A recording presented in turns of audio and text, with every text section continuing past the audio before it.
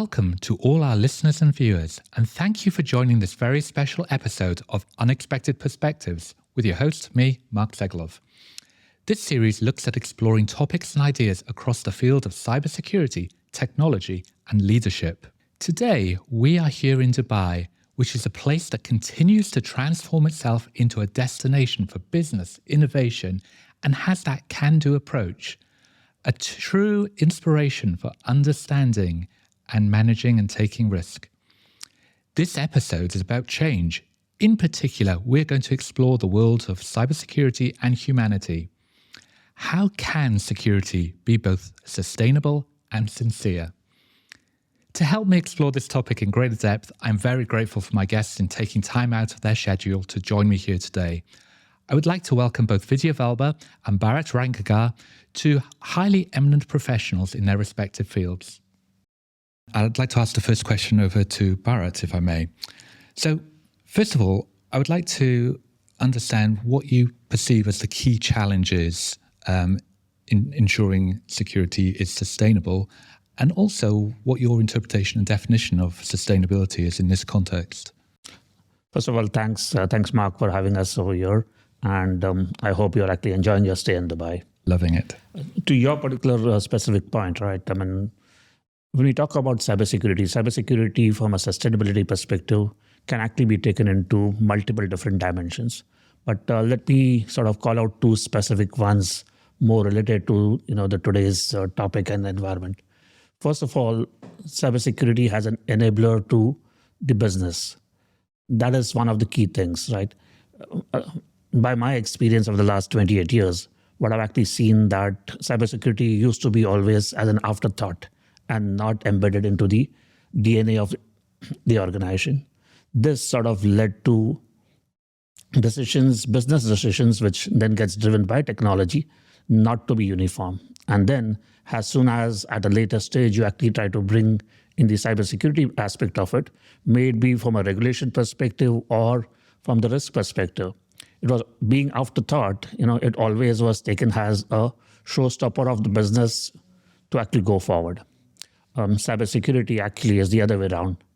I mean, I remember Peter Dickman's statement where he actually says that security is a brake which actually helps organization to actually run faster and not as a disabler.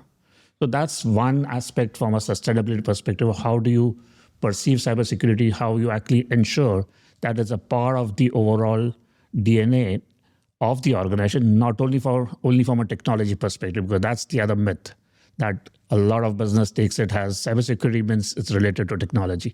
No, it actually has all the three aspects: the people, the process, and the technology. Now, if I take a cue from these three pillars and go into today, we all talk about sustainability from a climate perspective, from a wastage perspective. A lot of initiatives are actually being taken by various different government entities and organizations to go towards sustainability from that aspect. Now, even over there, security plays a very important role. Simple thing, we talk about waste management destruction or ensuring that your carbon footprints are reduced. Now, yes, you have those initiatives. As I actually mentioned before, if cybersecurity is not taken as a foresight, even when you are running those programs, at the end, you will actually find that you will not be able to complete the entire kill chain and lead to more challenges. And the way I look at it is if you have to reverse your decision, that actually speaking, I know, increases your overall carbon footprints, and then it doesn't become a sustainable model. Okay, thank you. Vidya, do you have anything else to add?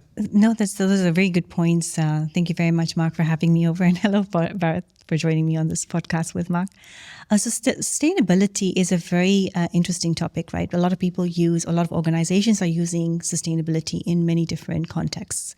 And putting a context with sustainability plus cybersecurity it's not a unique concept, but it's a concept that should have been brought up over before, right? Why do you think it hasn't been brought up today? Why? I think a lot of people usually brought up, cybersecurity, and then it's more of its reactiveness, as Bharat was saying before. And sustainability was never, it's always an afterthought. Sustainability is more of a pre-planning, planning part of your processes and then going forward with it. It's supposed to be part of your roadmap day in and day out. I mean, look at your normal things as fire, right? Fire is something that is technology that we've been using for years and generations and eras, right?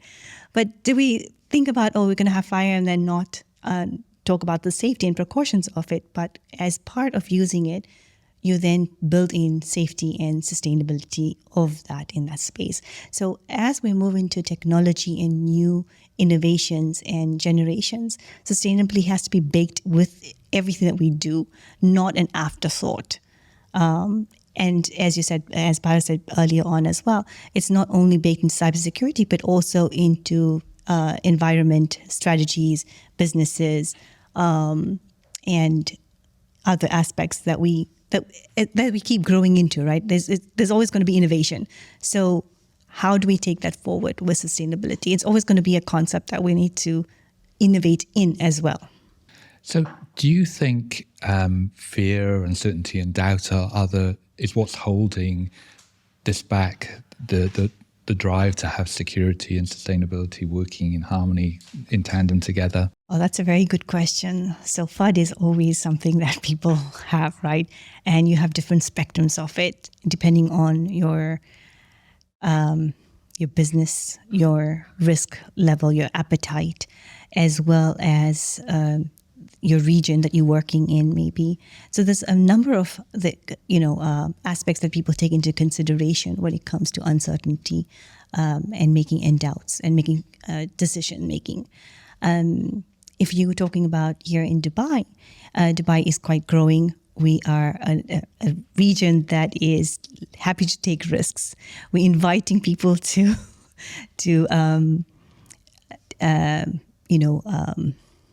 fund and develop, and the organizations here are ready to innovate and collaborate and take those risks. And sustainability again comes into that space, is that how do we then move forward with this?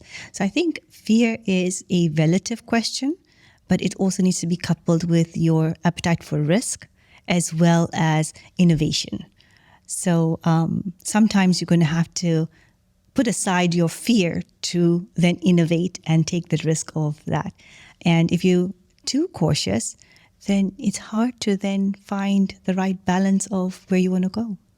So how do you then move forward? And you will need to take risks in order to go forward.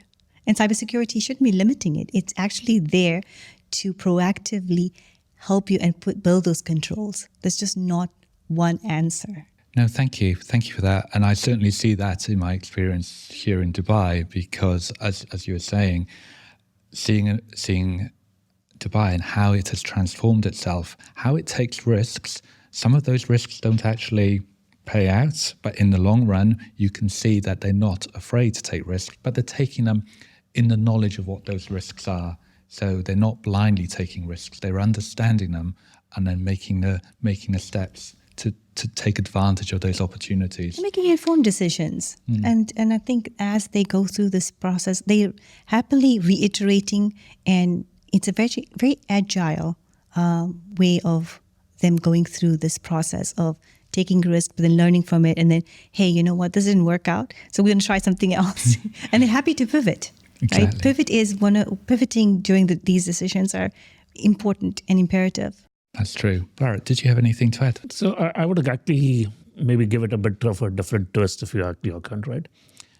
If I take, maybe say 5-6 years back, right? Cybersecurity, yes, there was a fear. Fear not that it will fail, but the fear that in the rate which actually organizations want to grow, including the country, right? It was a feeling that security would actually be a showstopper or like a camel hump, which will actually make it go slow. And that was the fear that, okay, let's try to keep security at the last and see how it actually works if we need it, right? But, with the changing times and the advent of internet and supercomputing and all those, the kind of threats which actually have been sort of noticed, and also a lot of organizations have actually been attacked onto it. That fear now has actually, the previous fear of being a showstopper or a road hump has actually changed into a different kind of a fear, that if I don't cater to cybersecurity right from the thought, I'm actually going to face challenge. My business is going to get disrupted. So yes, fear is there, but the kind of fear has actually changed.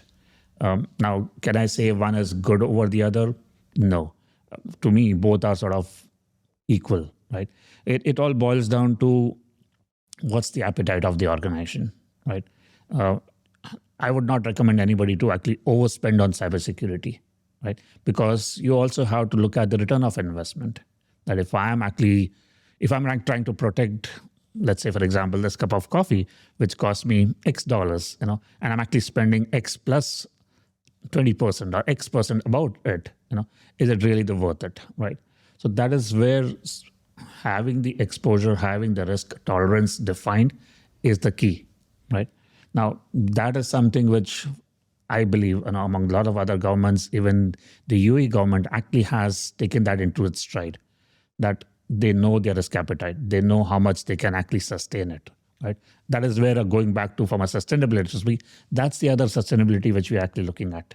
Yeah, no, that makes perfect sense. I think even from my own experience, every time I go into an organization, the first thing I try to understand is not just the organizational context, because for cybersecurity, it's always about understanding those business drivers, understanding what they're trying to achieve, and just right-sizing security based on budget, cost, risk, to risk what they actually do, what they're actually processing. So, no, And also when, looking at your fear, it's not only the fear of the business itself, but it's about fear of change. A lot of people don't understand the difference between, are they afraid of cybersecurity or are they afraid of change that they need to make in their fundamental maybe product or their customer serving or the services in order to cater for that sustainability in the future.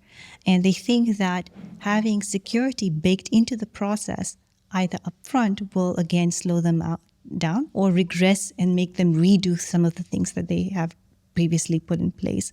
So there's a lot of startups in Dubai. And as we've seen through our own advisories and working with these organizations, the first thing that a lot of people will say, so how will this impact my, product to market? How will cybersecurity do that? And will that mean that my service offering will be slowing down? How would I then, or will I not be able to share the data or things like that they are fundamental to them, not understanding how cybersecurity actually is none of that. It's actually an enabler more than anything else because it gives security to your customers. It gives security to your organization. It gives security to your product. It actually increases your brand value. It's a lot of things in there. So with security actually brings a lot of positives versus negatives, but without understanding your organization or their doubts, I would say again, is something that we as cybersecurity specialists and experts have to break those nuances more than anything and dumb it down, right? To the layman, because a lot of people will say, "Well, security. Do I need to put all of those things in place, or it's going to cost me?" And that's the other aspect. Does security cost? And sometimes security doesn't cost because it's all a mentality and mind change of the organization. So just expanding on that. So what is the role of leaders and the cybersecurity community that they have to play in helping reshape or reframe that type of thinking to take that more positive can-do approach and just do it because it's the right thing to do? That's a very good question. And I think the mindset is very good. Their culture. Like culture is the biggest challenge that we as cybersecurity experts deal with. It's not the technology. It's not your software. It's none of that. It's actually culture and it's people. It's convincing people and having them look at a problem differently. Security is not a hindrance. Security is there to protect yourselves and then using it in the right way, right? At home, people have locks and they have doors and they have windows, but you can either leave them open or you can lock them up and you can put all these bolts and buckles on them. So it's to your caterance and how you actually want to use that in the environment that you are using it. If you were in Dubai, we have security in a more relaxed way because, one, the laws are supporting us. You've got mindset of people. You have your culture that promotes safety as well. So it depends on where you are and how security is then embedded within each area. Bharat, is there anything else you'd like to add to that, Eric? Let's look, the first and foremost, you talked about a leader, right? The tone is very important. The tone from top, we've been talking about this for ages, right? But do we actually really see each and every organization believing in that or following that? Unfortunately, no. The second aspect as leaders, what I sort of recommend to leaders more from a business perspective is don't just rely on technology. You can actually have the best of technology, but till the time you don't really set up the process right, as well as ensure that there are right people at the right place. What we have seen, and that's less in UAE, but I've actually seen from a global perspective, there are a lot of accidental CISOs, CIOs, or CXOs per se, right? And then the burden of performing and executing it first time right kind of thing becomes too much for them. What do I mean by that? To give you a classic example, I was actually doing a project for a large organization, a global organization, doing an HR transformation, right? And what I actually saw was that HR transformation was actually driven by a non-HR person, right? Why? Because the transformation was more treated as a project. Transformations, even though it is a program, but you have to have the right people around it, right? Why do I say that? You can actually do a transformation by change of technology, but would that technology really support your business growth? May not be. That is where to understand the HR process. What are the nuances? What are the limitations, both from a technology perspective as well as from a people perspective? Because if you change the technology and if you don't upskill the people, I'm not saying change the people, upskill the people in the right technology, right? That technology, we will actually not use it to the fullest. I mean, take our own example, right? Apple comes up with iPhones, new versions every year. They come up with their new operating system every year. But, you do a survey and check from a percentage perspective, what are the features we actually use? I can bet, and there are surveys which actually says that not more than 18 to 20% of the features actually used at an average by people.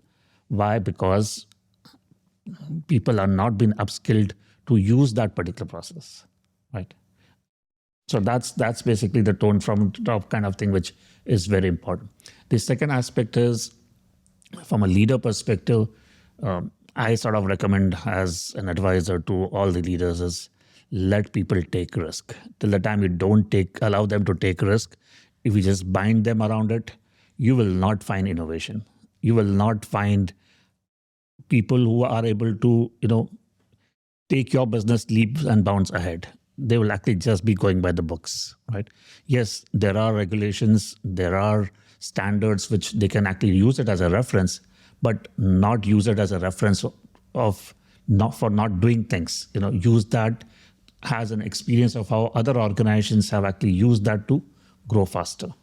And I think this is a myth buster, right, for us. What Bharat's actually saying, if I just summarize it for a little bit, is that cybersecurity specialists or SMEs are mainly looked at non-risk takers.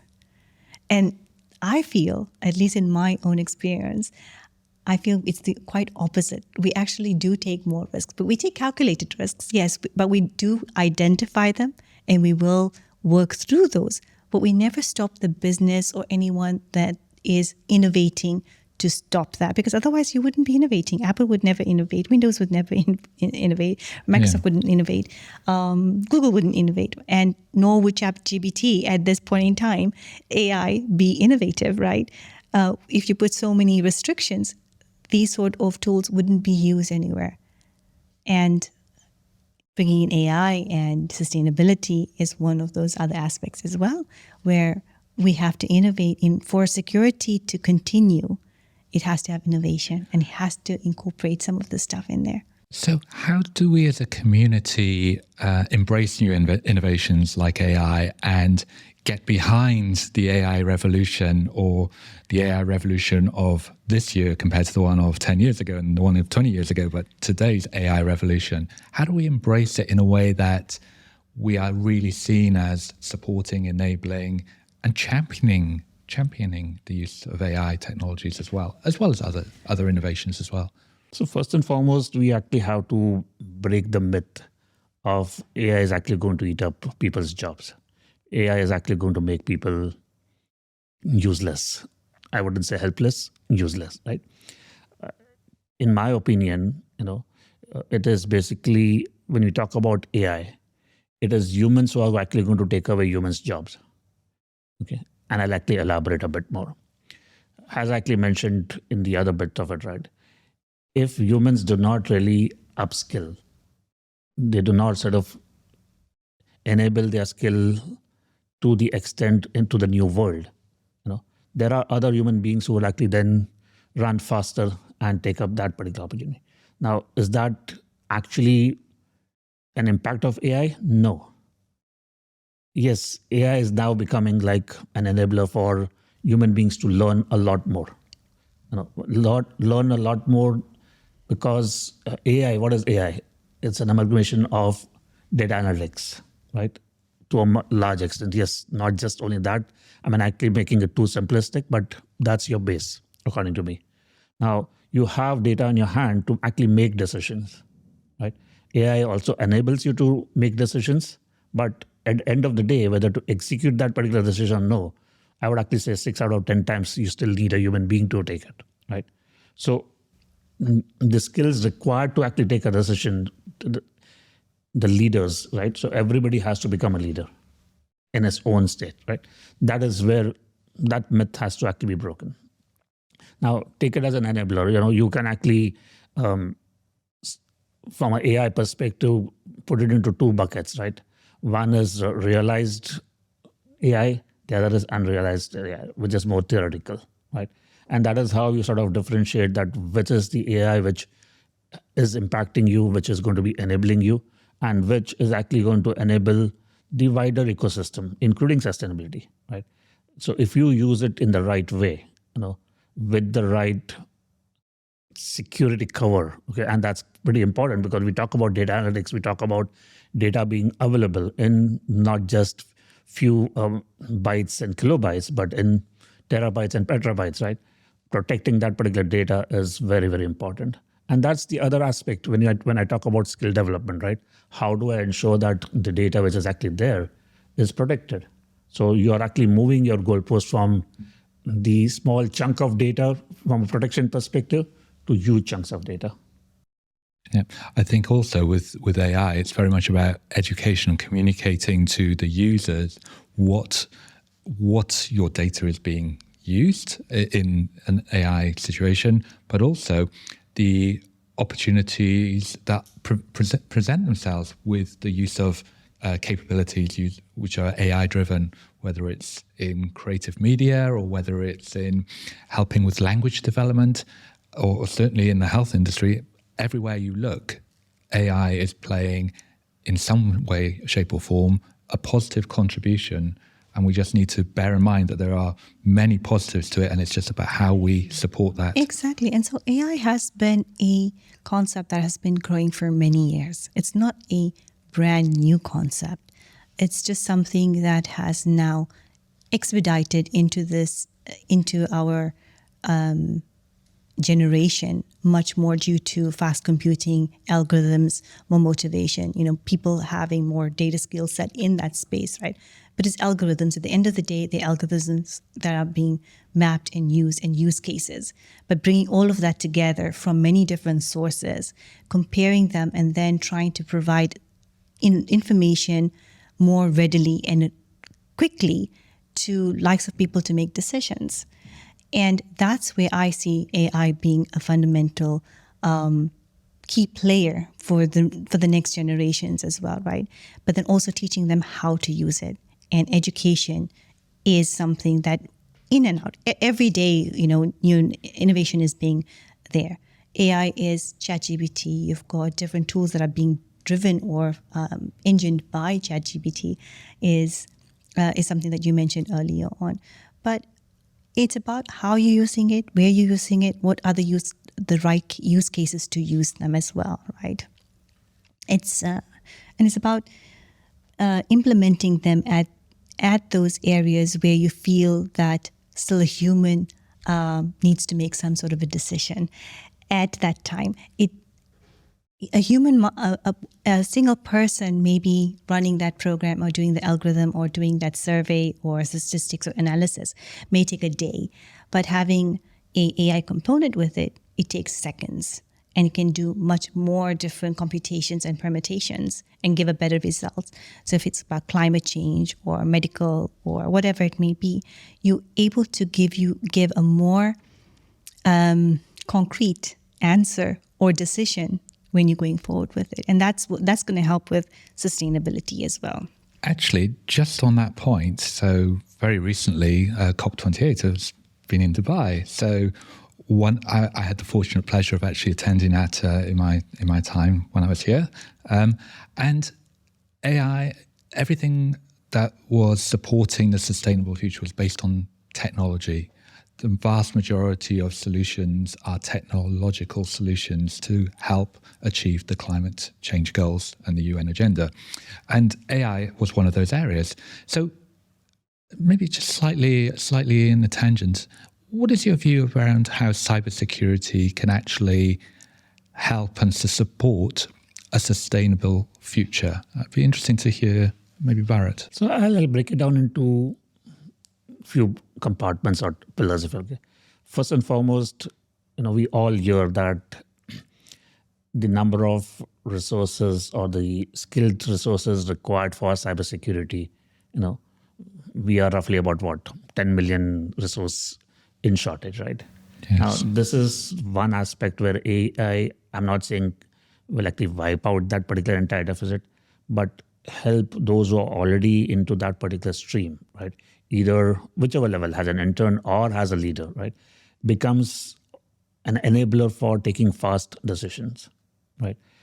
Simple thing, yes, we talk about, the perpetrator using AI to attack more. Why don't we look at from another side perspective that if they are using it, how do we sort of use it to create the right defense in depth mechanism, right? Take that informed decision that what is my impact going to be? And AI is actually enabled for that, right? So that's one aspect onto it. Let's take the other aspect from a technology perspective, and linked to sustainability, right? I was speaking to one of the CIO and actually said one of the initiative which they have actually taken is moving to the cloud, right? So I said, okay, so how does that actually help sustainability? Yes, my computing is now centralized. It's away from my organization, right? So, the power usage, the heat, and the various different aspects from a climate perspective, I'm actually moving it away. So my question to him was, so are you actually saying that you're transferring your risk, right? A. B, how about the cybersecurity around it, right? How are you ensuring that it's secured? How are you ensuring that it is risk averse? So his impromptu answer was, we are actually not moving everything off. Okay, we are actually doing in phases, which is, to me, the right way of doing things, right? But where do you draw a line that within how many months am I actually going to do that, right? Now, also having said that, one aspect which I was actually telling him that moving to the cloud may sound that, yes, you are actually taking that approach of sustainability as well as trying to bring in efficiency. But the fear is that as soon as it's off your back, okay, you then tend to overconsume and keeping a lot more than what is actually required. So in some shape or form, you're actually reversing the entire process from a sustainability, so from a COP28 perspective into that.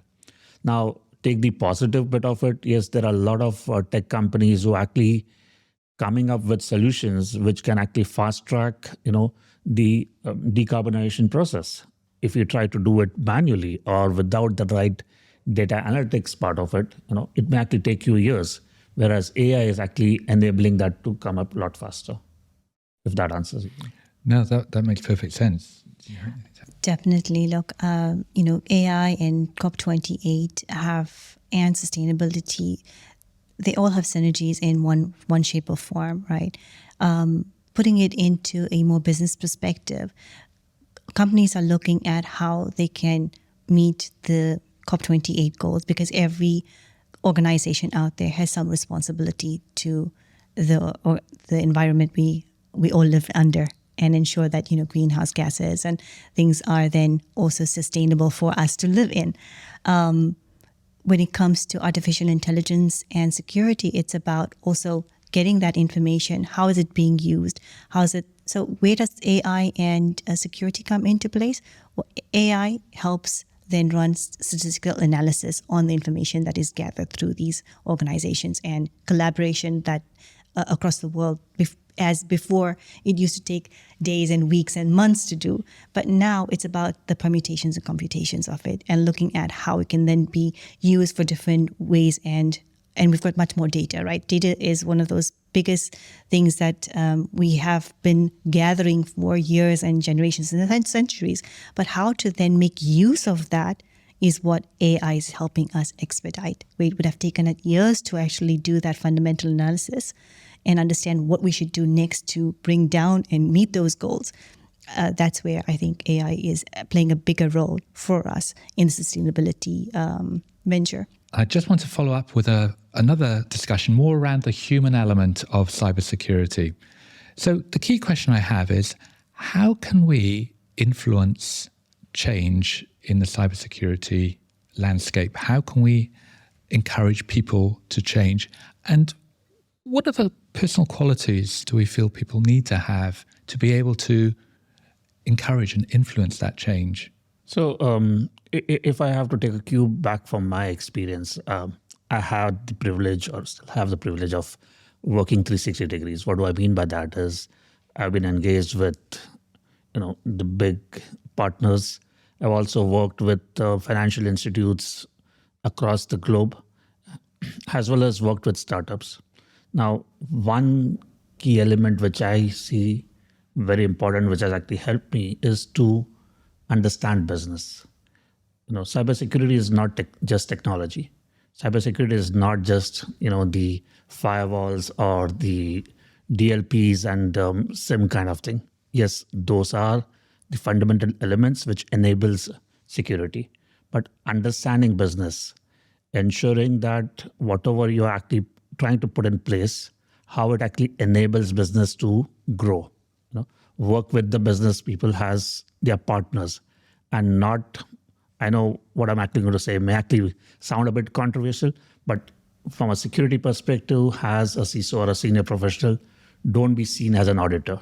Don't be seen as a check in the box that because regulation wants it, you have to do it. I think be the right partner to the business by analyzing what business needs, the potential risk, but more importantly, how do you actually overcome that? How do you sort of enable to minimize the risk? Can it be short-term? Can it be mid-term program? But the day you actually demonstrate to business that you are actually their enabler, cybersecurity goes a lot more seamless. Now, how do you do that is again, taking a cue of what I've, from my experience, right? Over a period, I have sort of also taken as a side note in terms of understanding how business operates. Now, when I say business, I'm not just talking about the end state business, even the operations, right? So break it down into three components, right? Any business would actually be, organizations do business from a revenue perspective. So look at from a revenue stream business, look at those functions which actually supports the revenue generation. Yeah. But there is also the silent spectator, as I actually call it, as more from an operational perspective, who may not be able to demonstrate a quantified dollar value from a revenue perspective, but they are very, very critical, right? Like, for example, human resource, right?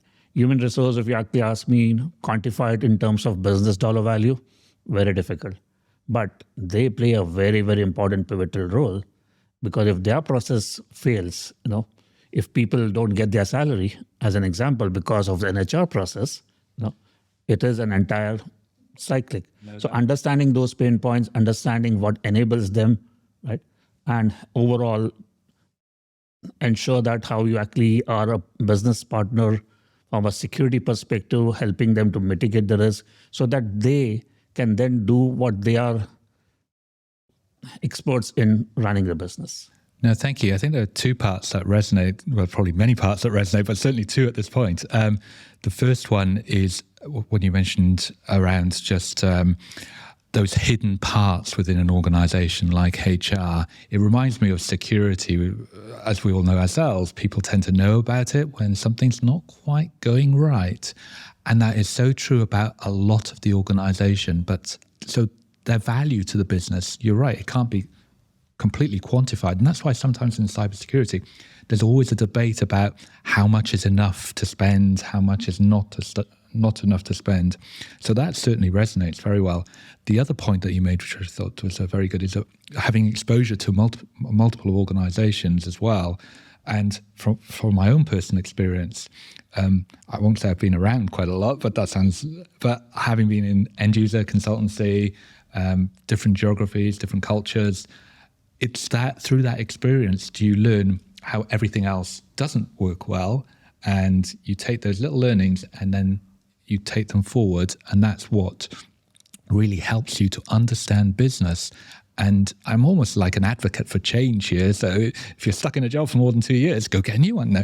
But I think change is good, or at least change within your own existing environment to get exposure and look for those learnings. And that is where basically I sort of brand myself as a one CXO, right? So, because you actually want to be everywhere, but your key focus is at the enabler, right?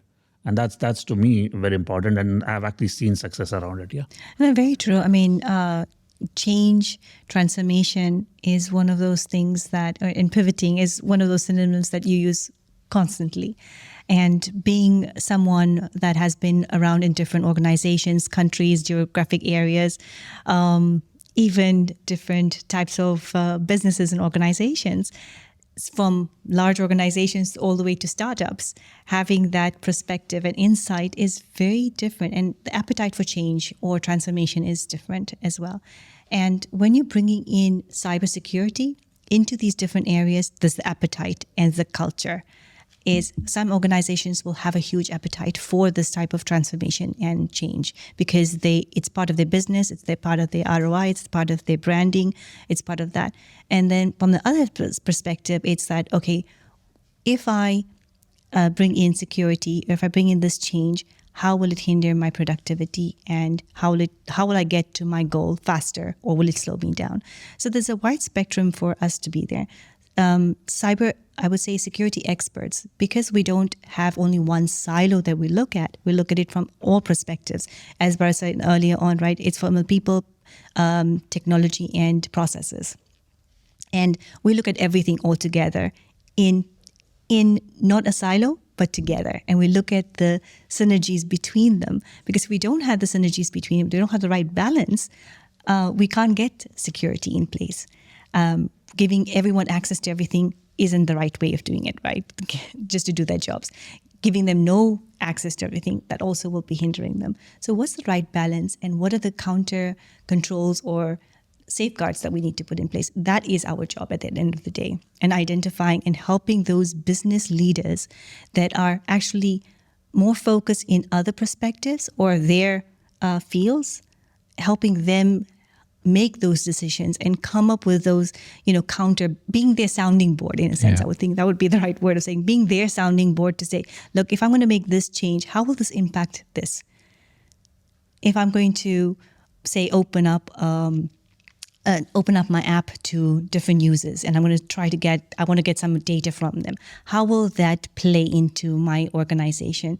As a security expert, you might be saying, well, you need to look at data privacy laws, you need to look at compliance laws, you need to look at, even how you can host that data, for example, how you're going to make it anonymous.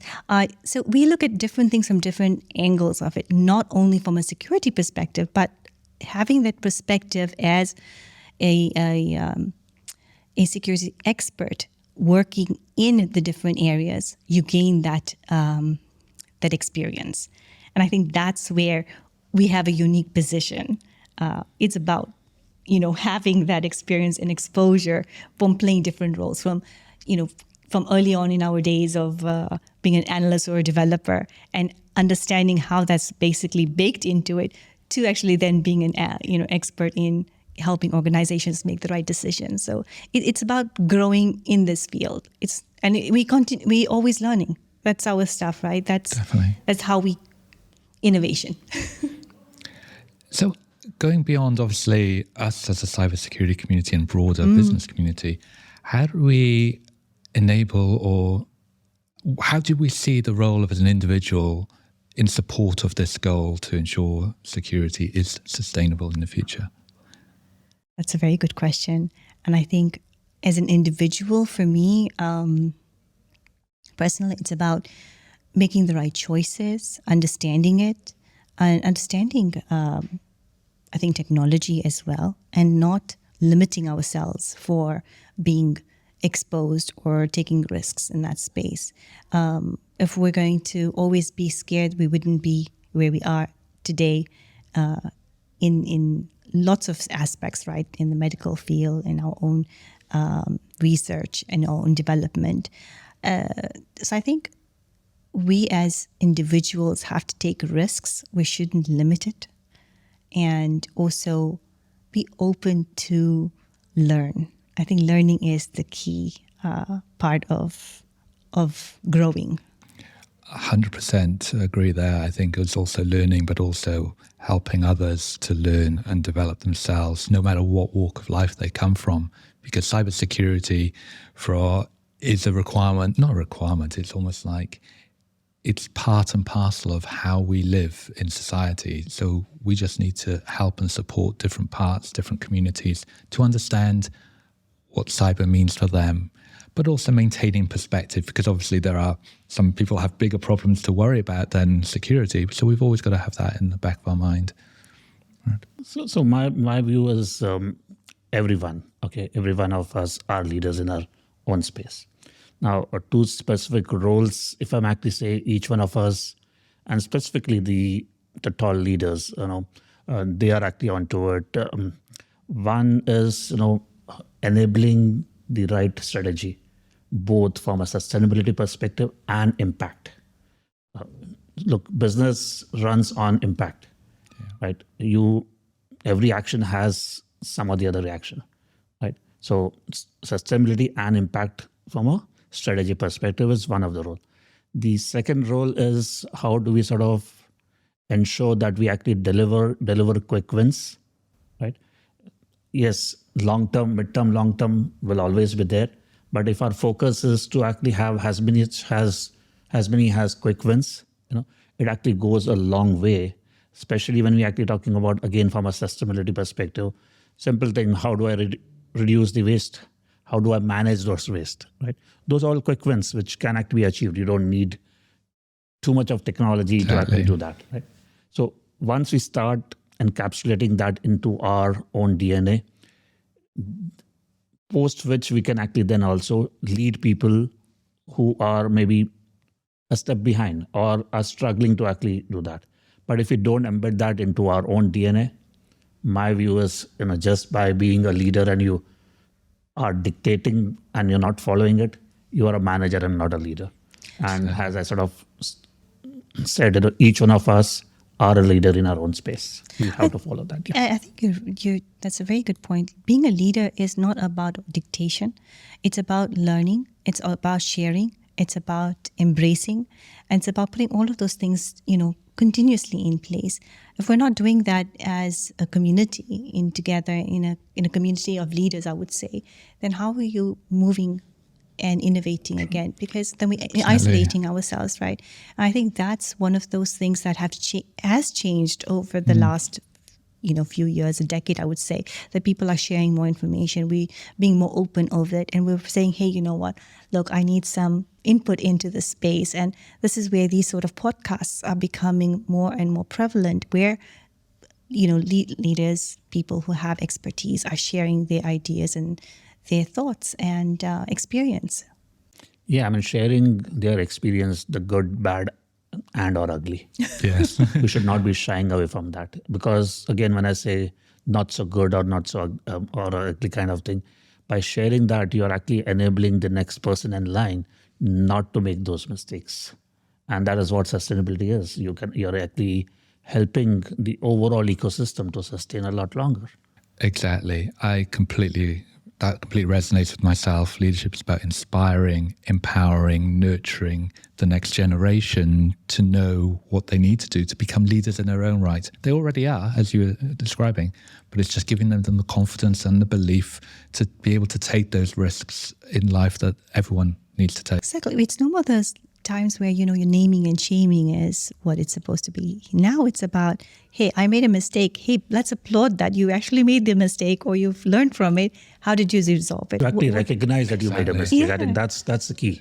And I think that's one of those things of sustainability again is that. And coming back round to the culture of an organization, creating a culture of an organization conducive to risk-taking, conducive to, okay, you've made an error, but most customers, most people are very forgiving because if obviously if it was done in the right way, because you can be truthful and honest to yourself and to whoever your stakeholders are, and that's much more the right way to do things. Absolutely. I mean, just like, when we talk about hacking, we talk about ethical hacking and non-ethical hacking. Even these risks which we actually take, if we have taken it with good intention, it is absolutely taken in the right spirit. Yeah, I mean, there would be freak incidents where it's not taken the right, but let's ensure that we don't make those as an examples, right? But Exactly. Make the examples where it was taken the right. I'm not saying we should commit mistakes. We should make mistakes. No, but it's bound to happen. That is how you actually learn, and that is what risk management is all about. Risk management, sustainability, all of these topics that we've been talking about right now, they all fundamentally so intertwined. It's hard to just say, okay, this is the right answer or this is the wrong answer, or just talk about one subject itself.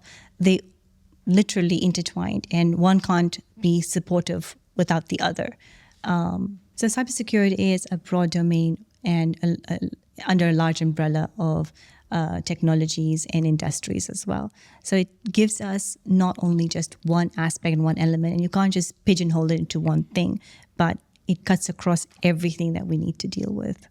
Completely agree. The whole alignment with cyber, with sustainability, with quality, with business, it's all intertwined as this living, breathing organism. And I think to be successful as a business and as a security community, understanding that and aligning cyber and wider risk management into that organism is going to be key. Well, I'd just like to say, before we close out, I just have one final question for each of you. And this is really just a short, sharp question with a short, sharp answer, hopefully. What is that one piece of advice that you would give to someone who's perhaps looking to enter the cybersecurity community or just come out of university or college? What's that? So I would actually say two bits of it. First, collaboration. Collaboration in specifically in cybersecurity is the key. The second is learning never stops. Every day, every minute is a new instance. You have to keep on learning. Otherwise, as I actually mentioned from an AI perspective, you'll be defeated by a human. I would say from my perspective, just have passion. And if you have passion in anything, cybersecurity is preeminent there. It's something that you will always, it's like the air you breathe, where if you have passion and innovative and be curious, curiosity is the key for me.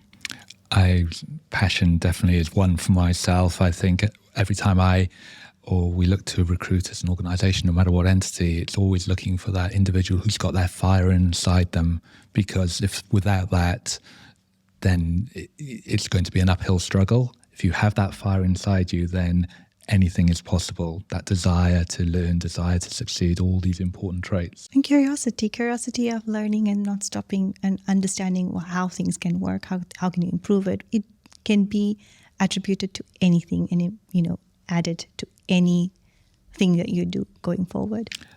Personally, for myself, it's about taking a risk. Don't be afraid. Just don't be afraid to take that leap of faith. Don't fear what people may think of that, because sometimes people are held back by what other people think.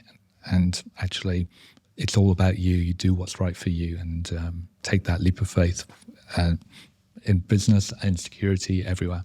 And personally, too, I think that's it, right? Having risks. We're all taking risks all the time.